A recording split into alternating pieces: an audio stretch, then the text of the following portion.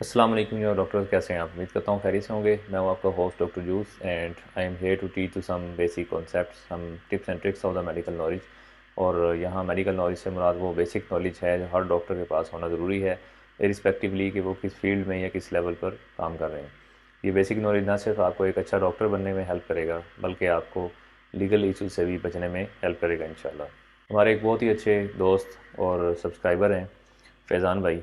उन्होंने कहा था कि हिकअप्स पे एक वीडियो बनाएं। तो आज की वीडियो हिकअप्स पे है।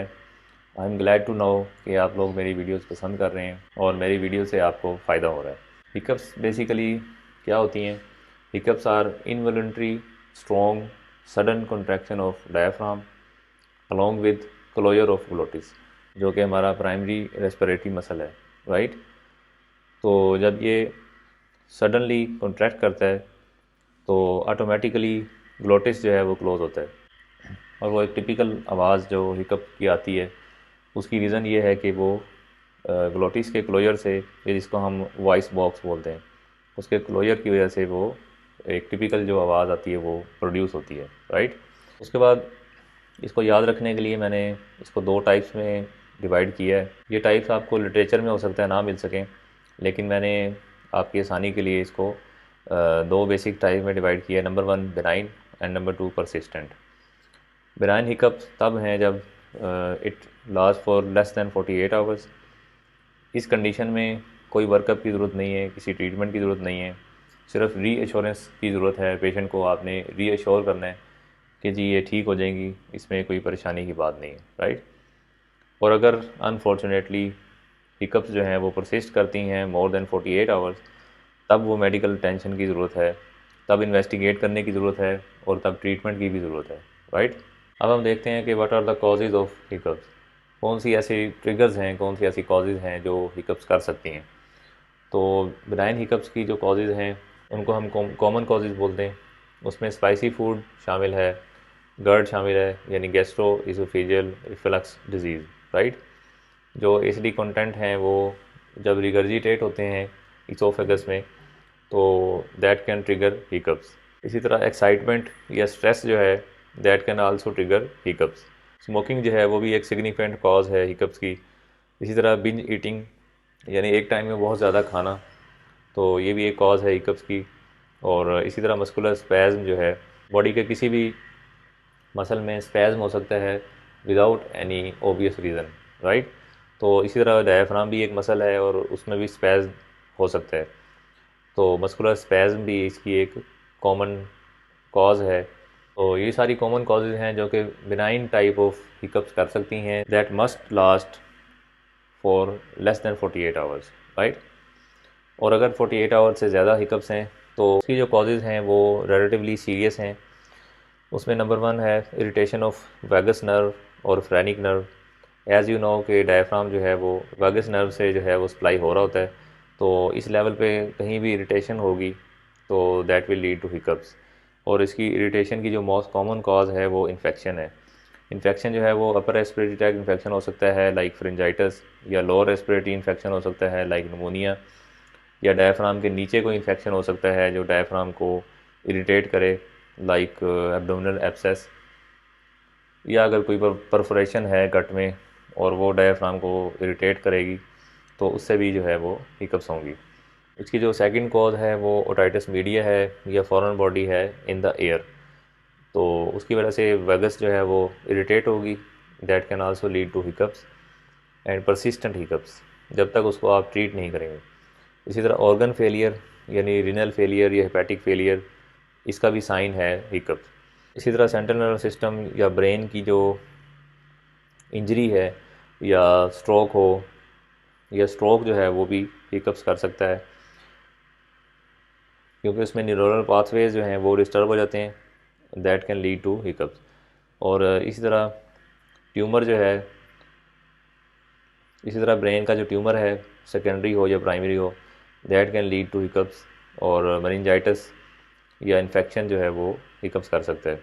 इसी तरह इलेक्ट्रोलाइट इम्बैलेंस जो है, सोडियम पोटाशियम कैल्शियम का जो बैलेंस है उसमें अगर डिस्टर्बेंस हो तो वो भी हिकअप्स कर सकता है।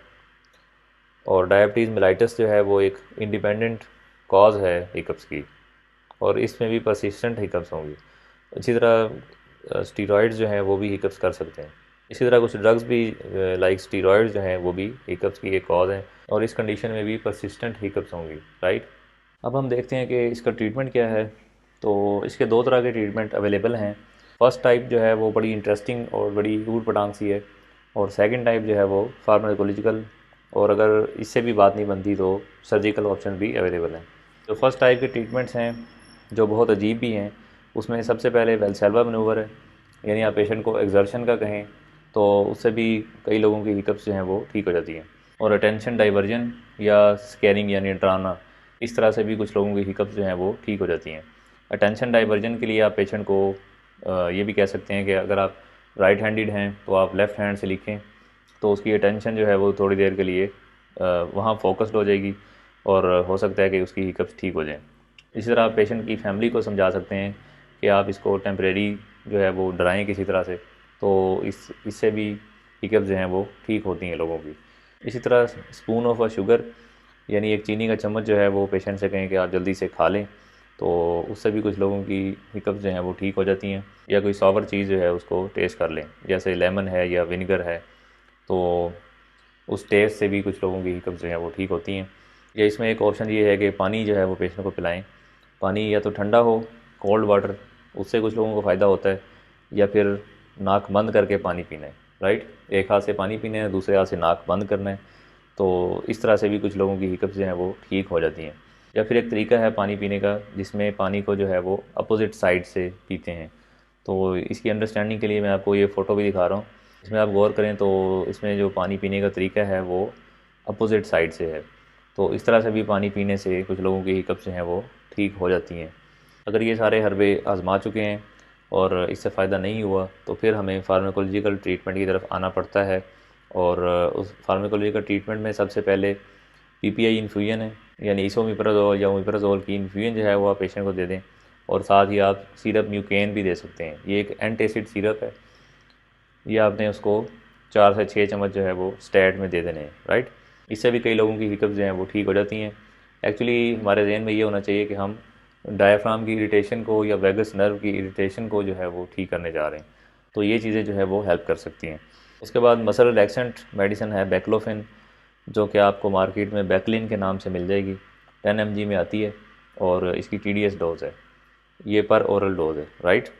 उसके बाद क्लोरप्रोमाजीन है, ये आपको मार्केट में सिलेक्टिल, क्लोरोट्रिल या लार्जेक्टिल के नाम से मिल जाएगी, और इसकी जो स्ट्रेंथ अवेलेबल हैं वो 25 और 100 mg में, और इसकी भी TDS डोज है, राइट। इससे भी कुछ लोगों को फ़ायदा हो जाता है। इसके बाद आप बीटोक्लोप्रामाइड भी यूज़ कर सकते हैं IV या ओरल फॉर्म में। ये आपको मीटोमाइड के नाम से जो है वो मार्केट में, या मैक्सोलोन के नाम से मार्केट में मिल जाएगा। अगर इन सारी चीज़ों के बावजूद भी हिकअप्स ठीक नहीं हो रही, तो फिर हमारे पास ऑप्शन है कि हम सर्जिकल इंटरवेंशन कर सकते हैं। उसमें हम फ्रेनिक नर्व को ब्लॉक कर सकते हैं, इसको हम रीजनल नर्व ब्लॉक बोलते हैं, राइट। इसमें होता क्या है कि इसमें हम अल्ट्रासाउंड गाइडेड किसी एक नर्व को, जैसे फ्रेनिक नर्व है, उसको हम जो है वो लोकल एनेस्थीसिया देकर ब्लॉक कर सकते हैं, तो उससे भी हिकअप्स ठीक हो जाएंगी। या इसका दूसरा तरीका है इम्प्लांट का, यानी कि इलेक्ट्रिकल इम्प्लांट जो है वो लगा दिया जाता है to continuously stimulate the vagus nerve. ये समझाने के लिए मैं आपको फ़ोटो भी दिखा रहा हूँ। तो इस तरह का एक प्लांट, तो इस तरह की एक डिवाइस है जो कि इम्प्लांट कर दी जाती है, और वो वेगस नर्व को जो है वो कंटिन्यूसली स्लोली स्टिमुलेट करती रहती है, और उसकी वजह से जो सडन कंट्रैक्शन ऑफ डायफ्राम थी वो रुक जाती है, राइट। और ये थी एक शॉर्ट वीडियो के हिकअप्स क्या हैं, हिकअप्स की क्या कॉजेज़ हैं, और हिकअप्स को किस तरह से ट्रीट किया जा सकता है।